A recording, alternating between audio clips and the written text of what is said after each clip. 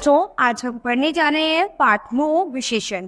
तो विशेषण शब्द कौन से होते हैं? जो संज्ञा या सर्वनाम की विशेषता को प्रकट करते हैं वो हमारे विशेषण शब्द कहलाते हैं।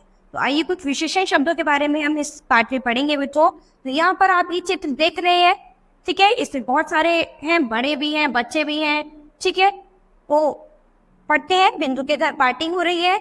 माँ ने हरी साड़ी पहनी है। माँ ने कैसी साड़ी पहनी है? हरी साड़ी पहनी है। तो ये साड़ी की क्या है?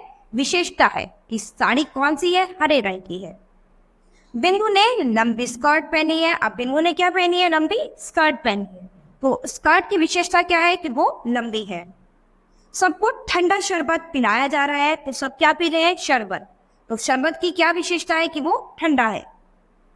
उसका हंसमुख भाई सबको हंसा रहा है। अब ये हंसमुख भाई जो है ये सबको हंसा रहा है।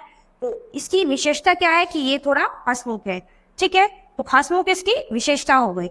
इसके बाद है कमरे में सुनहरी रोशनी है। अब ये जो सुनहरी रोशनी है, ये रोशनी की क्या है विशेषता? कि वो सुनहरी है। ऊपर दिए गए वाक्यों में आपने पढ़ा, साड़ी हरी है, शरबत ठंडा है, रोशनी सुनहरी है, स्कर्ट लंबी है, भाई हंसमुख है।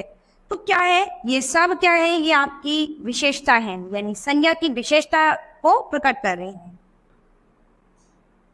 कॉलम ख में दिए गए सभी शब्द कॉलम क में दिए गए संज्ञा शब्दों की विशेषता बता रहे हैं। तो ये सभी शब्द आपके विशेषण कहलाएंगे। तो जो शब्द संज्ञा या सर्वनाम शब्दों की विशेषता बताते हुए हम विशेषण कहते हैं। कुछ विशेषण शब्द पढ़िए, जैसे कि गुण, सच्चा, वीर, भला। रूप के लिए क्या होगा? गोरा, काला, सुंदर, बदसूरत आदि। आकार के लिए लंबा, ऊंचा, चौड़ा, मोटा आदि, ठीक है। वो दोष होगा तो झूठा, बेईमान, आलसी, बुरा आदि। अगर रंग है तो नीला, पीला, हरा, बैंगनी, सब कलर आएंगे।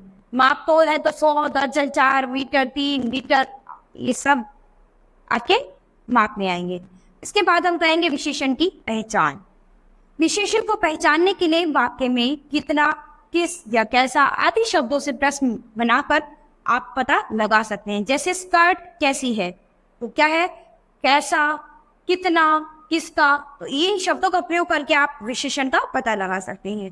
तो स्कर्ट कैसी है? लंबी। साड़ी किस रंग की है? हरी रंग की है, ठीक है।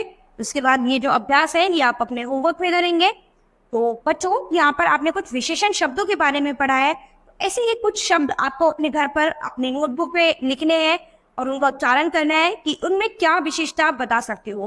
तो कुछ ऐसे शब्द लिखने हैं जिनकी आप कोई ना कोई विशेषता प्रकट कर सकते हो, जिससे आपको विशेषण शब्दों की अच्छे से पहचान हो जाएगी कि विशेषण शब्द कैसे होते हैं जो किसी विशेषता को प्रकट करते हैं, ठीक है। तो आप कुछ भी लिख सकते हैं, काला, काले बाल, ठीक है, लंबा व्यक्ति, नाटा व्यक्ति, ठीक है, चौड़ी सर। तो कुछ भी आप ऐसे कोई भी शब्द बना सकते हैं जिसमें आपके विशेषण शब्दों का प्रयोग हो। तो बच्चों, आज हमारा ये पाठ यही खत्म होता है। अब हम अपनी नई क्लास में मिलेंगे अपने नए पाठ के साथ। धन्यवाद।